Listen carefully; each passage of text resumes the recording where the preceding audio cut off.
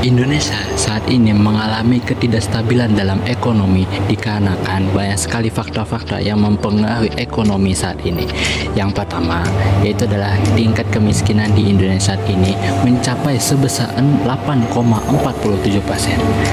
Dan yang kedua, banyak sekali bencana-bencana alam di berbagai daerah. Dan yang ketiga, banyak sekali anak-anak tidak bisa melanjutkan pendidikannya dikarenakan biaya pendidikannya yang sangat mahal.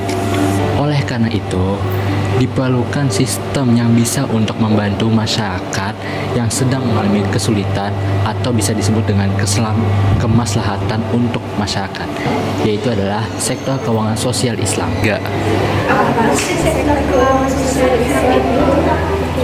Jadi, sektor keuangan sosial Islam itu adalah bagian dari sistem keuangan syariah yang dimana tujuannya itu adalah untuk kemaslahatan, bukan untuk mencari keuntungan profit. Nah, kenapa ini sangat diperlukan?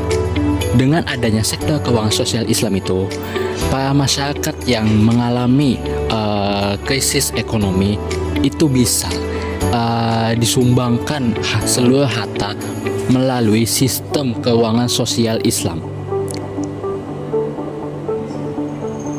Sektor keuangan sosial Islam mempunyai instrumen yaitu adalah Ziswab. Apa itu Ziswab? Ziswab adalah singkatan dari zakat, infak, sedekah, dan wakaf, yaitu berfungsi untuk meningkatkan kesejahteraan umat. Keempatnya merupakan bentuk distribusi harta yang dianjurkan dalam Islam sebagai wujud ketaatan kepada Allah dan kepedulian terhadap sesama. Ziswab memiliki potensi besar untuk mengurangi tingkat kemiskinan, memperkuat ekonomi masyarakat, serta membangun solidaritas sosial. Ziswab berfungsi sebagai instrumen untuk mengurangi kemiskinan dan kesenjangan sosial, mendukung pendidikan dan kesehatan, membiayai usaha mikro dan pemberdayaan ekonomi, membangun fasilitas umum dan lembaga sosial, memperkuat solidaritas dan keadilan sosial. Zakat adalah kewajiban agama bagi setiap muslim yang memenuhi syarat tertentu atau muzaki. Zakat memiliki ketentuan nisab, haul, dan kadar yang diatur secara jelas. Ada dua jenis zakat. Yang pertama, zakat fitrah, wajib dikeluarkan menjelang Idul Fitri. Dan yang kedua, zakat mal, meliputi zakat harta seperti emas, perak, uang, perdagangan, pertanian, dan peternakan. Zakat disalurkan kepada 8 golongan penerima atau asnaf sesuai Quraisy At-Taubah ayat 60 seperti fakir, miskin, amil, mualaf, garimin, fisabilillah, riqab, dan ibnu sabil. Infak adalah mengeluarkan sebagian harta untuk kepentingan yang bermanfaat tanpa syarat nisab atau kadar tertentu. Infak bisa dikeluarkan kapan saja oleh siapa saja, baik kaya maupun kurang mampu. Sesuai kemampuan, infak dapat bersifat umum seperti untuk pembangunan masjid, bantuan sosial, pendidikan, kesehatan, dan kegiatan kemanusiaan. Infak memiliki sifat fleksibel sehingga menjadi instrumen penting dalam pemberdayaan masyarakat. Sedekah memiliki makna lebih luas daripada infak.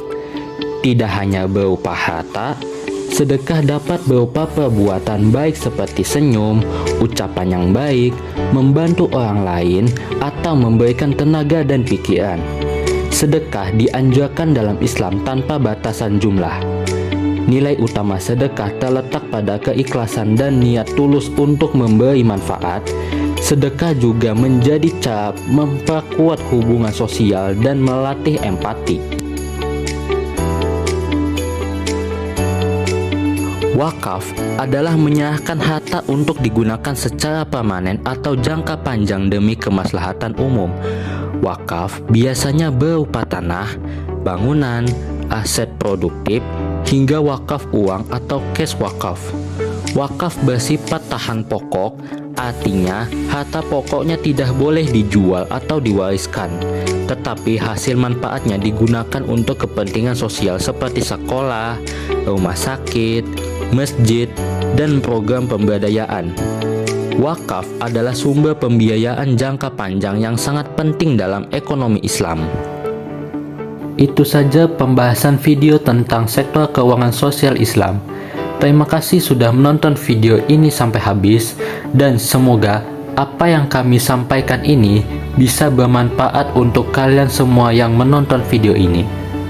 Saya akhiri, wassalamualaikum warahmatullahi wabarakatuh.